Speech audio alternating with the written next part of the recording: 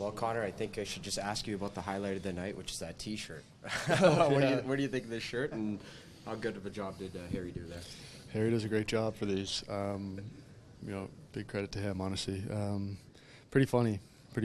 I remember when this picture was taken at his wedding, so it's funny how it comes full circle. It's a close friend of yours. For him to join you in the 1,000-point club, what does that mean to you, not only as a teammate, but as a good friend? Yeah, I mean, first and foremost, obviously, as the player, just a special player. Can't say enough good things. I mean, he does it each and every year, both sides of the rink. Really, really special, and a special accomplishment, and for him to get there so fast. Can't say, as I said, he can't say enough good things. And obviously, as a person, he works his tail off. I see it firsthand every day. It's not surprising for him to reach this accomplishment and reach it so quickly with, so many great years ahead of him. Still, that's a great thing. How did Jari handle himself given the circumstances, do you think? I thought both goalies handled themselves well. Unique situation, obviously. Probably a strange night for both guys, and I thought they handled themselves just fine. Jari's obviously stood in there and made some big saves for us, and I wish we shut it down for him better than that. We shouldn't have given up 4, but credit to Stu too. Stepping in a weird spot, and I thought he made some good saves. Just optically, how bizarre is it to look down at either end of the ice and see the masks from the other team staring you back? Yeah, strange. I don't know if I recall this ever happening before. Definitely strange.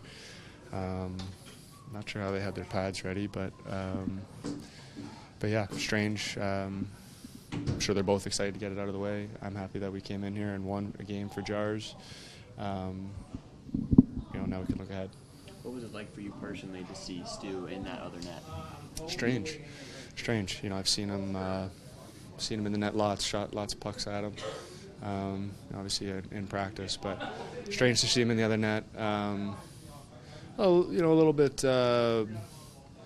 Maybe not emotional, but understanding that both those guys, Cooley as well, were big parts of this group for the last number of years. And we've had lots of great times together, and we've gone through some bad times together too, and that kind of forges your relationship. And disappointing to see them both go, and difficult to see them on the other side. Like games like this, we get excited about, and fans get excited about. I never sense players get that excited about this. This isn't something you guys love. Is that fair? Well, I always advocate for the human side of it. The storylines were endless for the media and the fans tonight. Whatever you guys wanted to write about, you could write about. So, but as people, that's what we are at the end of the day. It's emotional. Stu's got a young family. Cooley's got a young family moving across the continent. Jar's the same thing.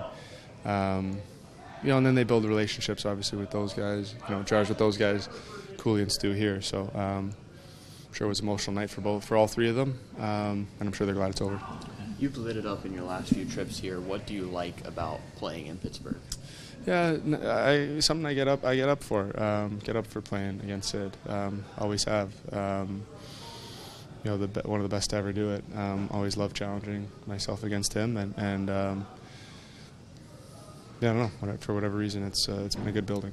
Connor, just a quick comment on Zack Hyman, 6 goals in his last 4 games, just his scoring touch and how much of a welcome back that is. I know you guys want to start the season without him. Yeah, he's working back, and his legs are getting there, and his puck touches are getting there. He's still going to be hard around the net, always going to bang in a few around the net, but he's opening up space. He's making plays, creating ice, doing what he does best, and great to see him get rewarded.